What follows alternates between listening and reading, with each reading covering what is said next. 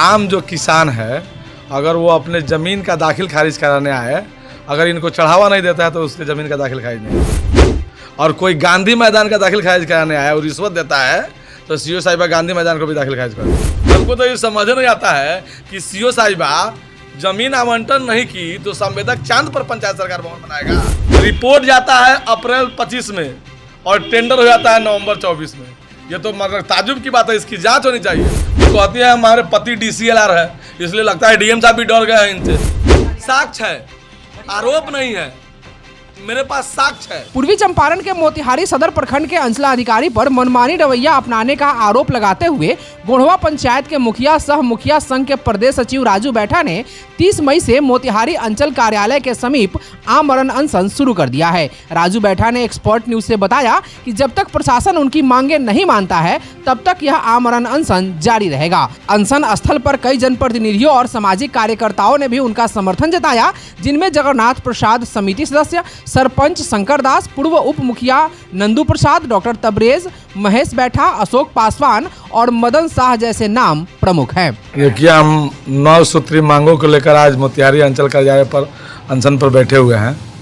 अंचलाधिकारी जब से आई है मोतिहारी में, इनका इतना मनमानी बढ़ गया है कि आम जो किसान है, अगर वो अपने ज़मीन का दाखिल खारिज कराने आए, अगर इनको चढ़ावा नहीं देता है तो उसके ज़मीन का दाखिल खारिज नहीं होगा।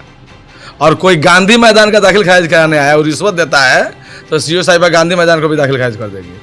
आपको बता देते हैं कि पूर्वी चंपा जब से मोतिहारी अंचल में आई है, अगर इनके रीजन का दाखिल खारिज, परिमार्जन और LPC का जांच करा जाएगा तो ऐसे सैकड़ों मामले मिलेंगे जिस पर सरकार ने रोक लगाया है। जो गरमजरुआ ज़मीन है उस सारी ज़मीन का ही रिश्वत लेके दाखिल खारिज करें। लेकिन आम किसान जिसे अपना LPC बनवाना है, बैंक से लोन लेना है या घरेलू लोन लेना है, वह किसान इनके यहाँ दौड़ते दौड़ते बरसों मतलब दौड़ता है, फिर भी उसका दाखिल खारिज नहीं होता है, परिमार्जन नहीं होता। दूसरा बात है कि सरकार ने पंचायत सरकार निर्माण के लिए कहा है कि ग्राम जो भी ज़मीन पंचायत सरकार भवन निर्माण के लिए दी जाएगी उसे ग्राम सभा से पारित करके दी जाएगी। ग्राम पंचायत राज गोढ़वा में जो पंचायत सरकार भवन बन रहा है, मतलब अंचलाधिकारी के अनुसार वो ज़मीन खाता 83 खेसरा 289 रकबा 2 बीघा 7 कट्ठा 11 धुर ज़मीन है। और वो ज़मीन 18 नवंबर 2024 को अतिक्रमण मुक्त हुआ। अब आप सोच लीजिए, 18 नवंबर 2024 को अतिक्रमण मुक्त हुआ और 20 नवंबर को उस ज़मीन पर से पंचायत सरकार भवन बनने का कार्य शुरू हो गया। हम लोगों को पता चला तो हम लोगों ने जेई से मिला और बात किया कि आप जिस ज़मीन पे पंचायत सरकार भवन का निर्माण कर रहे हैं वह ज़मीन आपको अलॉट किया गया है या नहीं, उसकी कॉपी हमको उपलब्ध कराएंगे। एक कॉपी उपलब्ध कराने में समझिए 6 महीने लग गया। और पता चला आज अंचलाधिकारी के द्वारा ये दिया गया है, ये देखिए ज़मीन का प्रतिवेदन 25 अप्रैल 2025 को दिया गया है और जबकि टेंडर 18 नवंबर 2024 को हो गया है। हमको तो ये समझ नहीं आता है कि सीओ साहिबा जमीन आवंटन नहीं की तो संवेदक चांद पर पंचायत सरकार भवन बनाएगा कि जमीन पर बनाएगा। ये बात है। तो आप बताइए, मतलब रिपोर्ट जाता है अप्रैल 25 में और टेंडर हो जाता है नवंबर 24 में। ये तो मतलब ताजुब की बात है, इसकी जांच होनी चाहिए।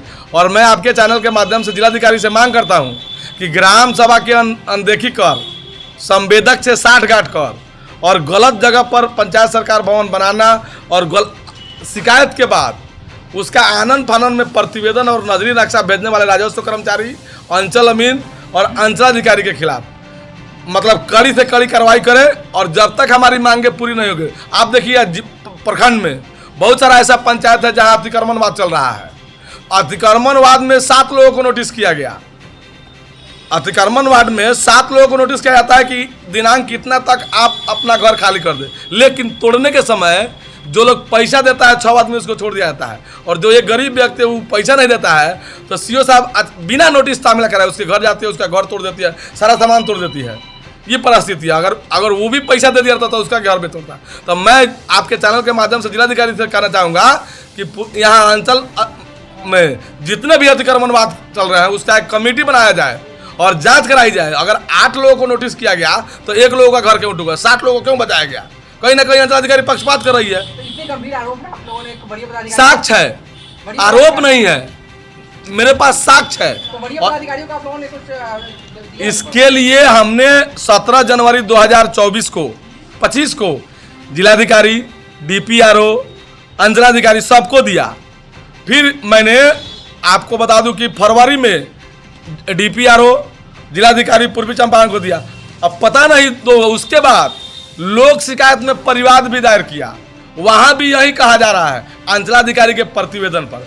तो अंचलाधिकारी के प्रतिवेदन पर अगर पंचायत सरकार भवन बनाया है तो प्रतिवेदन कहाँ है?